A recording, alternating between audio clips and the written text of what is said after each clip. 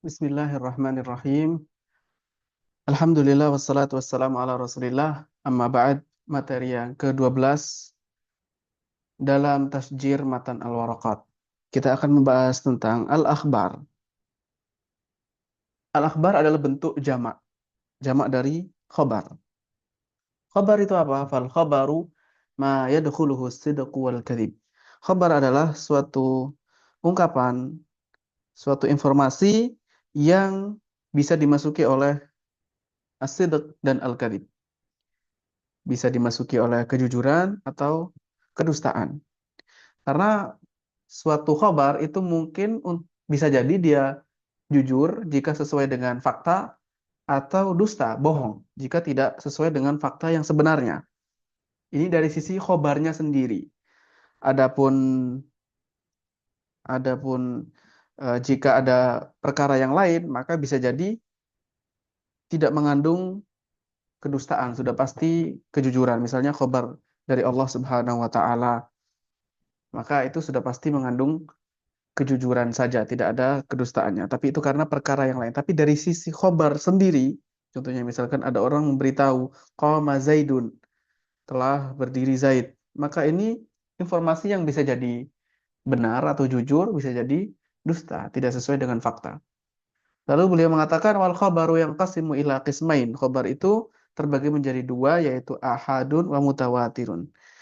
Terbagi menjadi ahad dan mutawatir. Kita mulai dengan mutawatir terlebih dahulu karena ini yang lebih mudah dan perinciannya tidak banyak.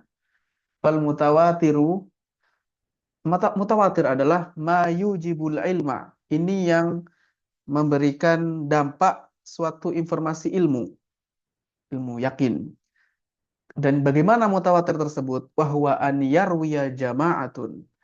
Ketika satu kelompok, banyak orang, ketika ada satu jamaah meriwayatkan la yaqa'ut tawatu'u 'alal kadhib, la yaqa'ut tawatu' 'alal kadhib min mithlihim.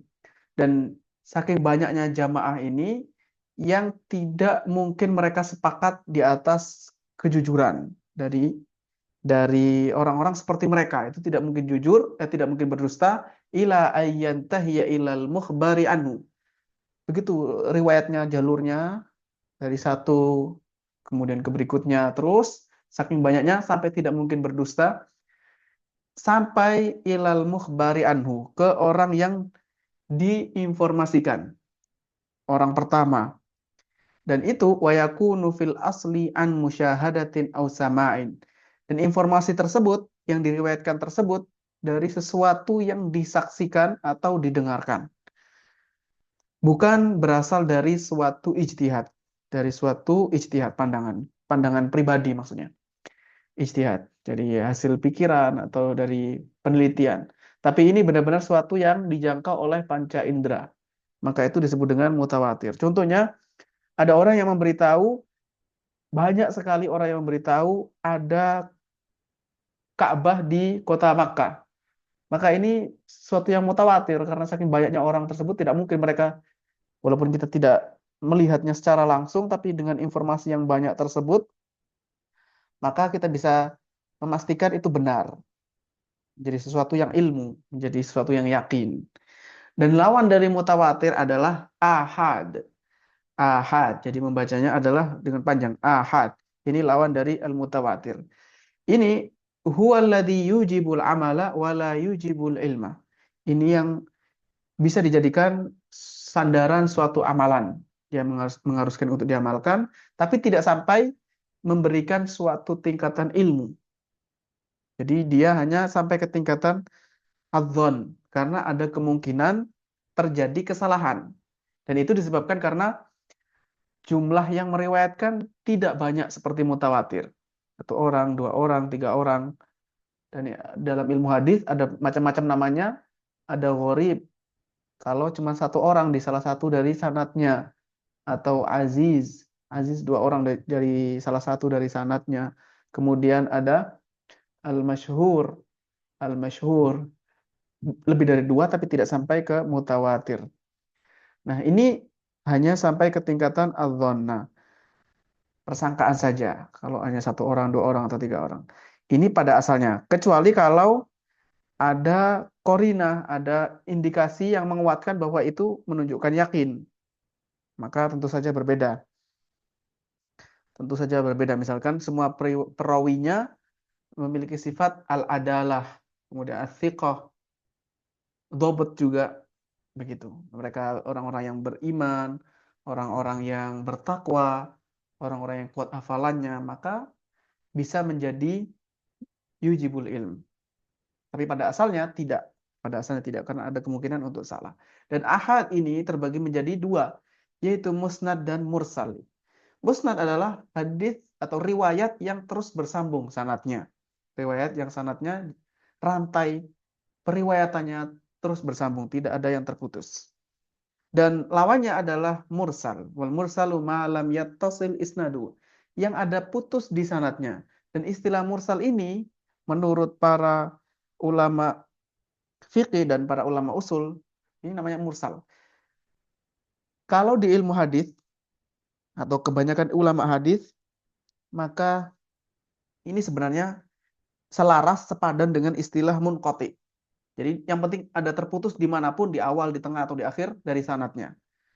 Adapun mursal menurut para ulama hadis, kebanyakan ulama hadis adalah menjadi istilah khusus kalau seorang tabi'in, salah satu dari tabi'in meriwayatkan dari Rasulullah SAW. Jadi tanpa disebutkan sahabat. Maka itu mursal menurut istilah yang menjadi baku di ilmu mustalah hadis. Terus hukumnya apa mursal ini? Hadis yang terputus, ada keterputusan, baik itu istilahnya di ilmu hadis adalah munqati atau mursal atau muallaq atau mu'dhal, fa in kana min marasili ghairi sahabati falaisa dzalika hujjatan. Kalau itu terputusnya mursalnya ghairu sahaba, maka itu tidak menjadi hujjah, tidak menjadi dalil. Karena bisa jadi yang terputus rantainya tadi, sanadnya yang dihilangkan itu seseorang yang majruh, yang memiliki cacat, kecuali satu saja. Ya mursal, kalau mursalnya sahabat ya sudah pasti udul, nanti akan disebutkan ya. Bahwasanya kalau para sahabat sudah pasti udul itu terpercaya, mereka tidak mungkin melakukan kedustaan. Dan selain sahabat itu tidak hujah kecuali mursalnya Sa'id ibnul Musayyab atau Sa'id ibnul Musayyib. Karena ini jadi Sa'id ibnul Musayyib itu walaupun mursal, dia meriwayatkan langsung Rasulullah SAW, maka itu pasti sahih, yang menjadi hujah. Karena setelah diteliti, fa innaha futtishat fawujidat masanida, ternyata bersambung semua jalurnya dari Rasulullah SAW. Dan hal itu karena beliau meriwayatkan kebanyakannya, Sa'id bin Sa'id ini kebanyakannya meriwayatkan dari mertuanya atau ayah dari istrinya, yaitu Abu Hurairah radhiyallahu anhu. Jadi Sa'id ibn Musayyab ini menikah dengan putrinya Abu Hurairah radhiyallahu anhu. Kemudian beliau mengatakan wal an'anatu tadkhulu 'alal asanid. Al an'anah adalah ketika di suatu riwayat lafadznya adalah an, haddatsana fulanun an fulan dan begitu sampai akhir, maka ini tadkhulu 'alal asanidi, masuk ke dihukumi musnad. Dihukumi musnad, bukan dihukumi mursal. Karena pada zahirnya sanadnya bersambung, kecuali kalau an-ana ini diriwayatkan dari seorang yang mudallis, yang diketahui ada indikasi dia melakukan tadlis, kecurangan dalam sanad. Nah, terus bagaimana lafadz ketika meriwayatkan? Ada beberapa lafadz yang digunakan oleh para ulama. Ini yang pertama, wa idza qara'a syaikhu. Kalau syekh yang membaca dan murid-muridnya atau orang yang lain menyimak, maka yajuzu lirrawi an yaqul haddatsani aw akhbarani. Yang meriwayatkan, Anda misalkan yang meriwayatkan, boleh mengatakan haddatsani fulan, disebutkan nama syekhnya. Itu kalau syekhnya yang baca. Boleh juga memakai istilah akhbaroni. Tetapi kalau dia yang membaca ke syekh, jadi syekh yang menyimak, maka dia harus mengatakan akhbaroni. Akhbaroni saja, tidak boleh mengatakan haddatsani, karena sebenarnya yang membaca adalah dia atau Anda sebagai murid. Ya, walaupun sebagian ulama ada yang mengatakan boleh juga haddatsani. Kemudian yang ketiga, wa in ajazahu syekh. Ini bentuk yang ketiga dalam periwayatan, hanya ijazah. Ijazah itu diperbolehkan meriwayatkan. Tidak ada membaca atau mendengar. Jadi syekhnya tidak membaca, dia juga tidak membaca. Maka cara meriwayatkannya adalah fayaqulu ajazani. Caranya riwayatnya adalah ajazani. Syekh Fulan telah memberikan ijazah, mengizinkan kepadaku untuk meriwayatkan, itu maknanya. Atau dia mengatakan akhbaroni tapi ijazatan, harus ada tambahannya ijazatan. Akhbaroni ijazatan. Kalau tidak maka bisa terjatuh ke dalam suatu kesalahan dalam periwayatan sehingga riwayatnya menjadi tidak tepat. Demikianlah pembahasan yang berkaitan dengan al-khabar atau al-akhbar jamaknya. Semoga dapat difahami dengan baik. Wassallallahu wasallama ala nabiyyina Muhammad walhamdulillahi rabbil alamin.